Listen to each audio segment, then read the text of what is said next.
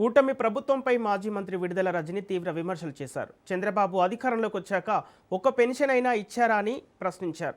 YCP హయాంలో సుమారు 66,35,000 పెన్షన్లు ఇచ్చామన్నారు.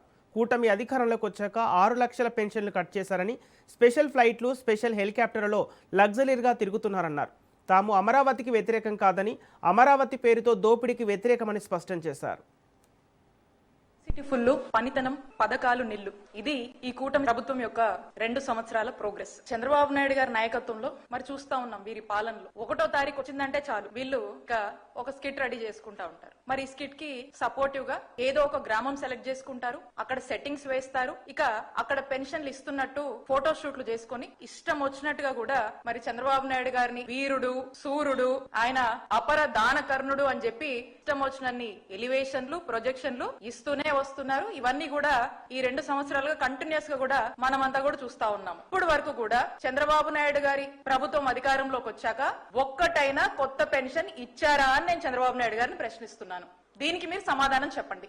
మా నాయకుడు జగన్మోహన్ రెడ్డి గారు మా జగనన్న ప్రభుత్వంలో 66,35,000 పెన్షన్లు సుమారుగా మేము ఇచ్చాం. మేము గర్వంగా చెప్పుకుంటాం. ఇది మీరు ఇందులో ఈ 66,30,000 పెన్షన్స్ లో మైనస్ 6 లక్షలు చేశారు. అంటే 6 లక్షల పెన్షన్స్ కట్టు. పైగా ఈ 2 సంవత్సరాల్లో ఒక్క కొత్త పెన్షన్ కూడా ఇవ్వలేదు. ఇది ఈ రోజున పెన్షన్స్ విషయంలో కూటమి ప్రభుత్వము మరి వెళ్తున్నటువంటి తీరు. దీనికి ప్రతి నెల ఆర్భాటాలు, ఫోటోషూట్ ఇదంతా మనం చూస్తా ఉన్నాం. బీసీలకి, ఎస్సీలకి, ఎస్టీలకి 50 సంవత్సరాలు నిండితే చాలు మీ అందరికి కూడా పెన్షన్స్ ఇస్తామని చెప్పి మీరు ఉదరగొట్టిందే మీ మేనిఫెస్టోలో, మీ సూపర్ 6 లో. మరి దీని పరిస్థితి ఏంటి? ఈ 50,000 మందికి ఎన్ని పెన్షన్స్ ఇస్తున్నారు? మా నాయకుడు మా హయాంలో ఇచ్చినటువంటి పెన్షన్స్ నుంచే 6 లక్షలు కోత పెట్టారు. ఒక్క కొత్త పెన్షన్ ఈ రోజుకి ఇవ్వలేదు. మీరన్న మేనిఫెస్టో ప్రకారం చూసినా ఈ మరి 50,000 నిండిన వాళ్ళంటే ఇవి కూడా చాలానే యాడ్ అవుతాయి. మరి వీటికి దిక్కులేదు, మీరు మాట్లాడుతా ఉన్నారు. రాజధాని పేరుతో మాత్రం ఈ కూటమి ప్రభుత్వము వీళ్ళ యొక్క కరప్షన్ ఆకాశానికి అంటుతోందనే చెప్పొచ్చు. తాజాగా అమరావతి పేరుతో అక్కడేదో అద్దాలు బిగించడానికి 2,500 కోట్లు మరి ఖర్చు చేస్తా ఉన్నారు. నిజంగా ఈ ప్రైజ్ అనేది షాకింగ్ ప్రైస్. మన దేశంలో ఎక్కడ కూడా ఉండదు. ఏంటా అని దీన్ని ఎవరైనా ప్రశ్నిస్తే ఇంకంతే ఒకటే చెప్తారు. ఏమని? వీళ్ళు ప్రశ్నిస్తున్నారంటే అమరావతికి వ్యతిరేకమని దుష్ప్రచారం చేస్తారు. వైఎస్ఆర్ కాంగ్రెస్ పార్టీ స్టాండ్ ఒకటే, మేము అమరావతికి వ్యతిరేకం కాదు.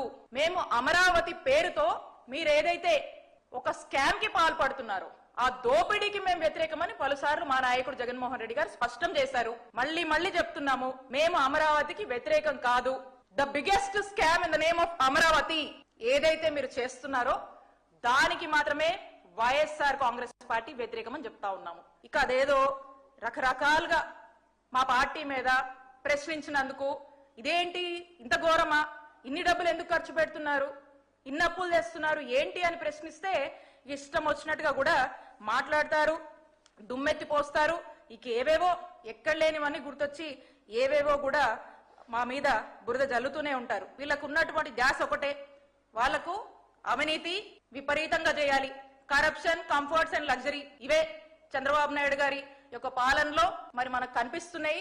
వాళ్ళ యొక్క విలాసాల కోసం తప్పితే ప్రజల ప్రయోగాల కోసం ఏమీ కూడా పని చేయట్లేదు, పట్టించుకోవట్లేదు. ఎందుకంటే ప్రజల మీద చిత్తశుద్ధి అనేది లేనే లేదు చంద్రబాబు నాయుడు గారి ప్రభుత్వానికి అని స్పష్టమైంది ఇప్పటికే.